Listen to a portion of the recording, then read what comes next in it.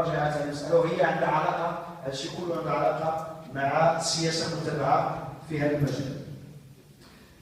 كذلك هناك اشكال حقيقي، هو النوار ما زال يتغلغل في المجتمع المغربي. النوار او التسويقات الغير قانونيه اللي ترفع من قيمه ثمن الشقق او البقع.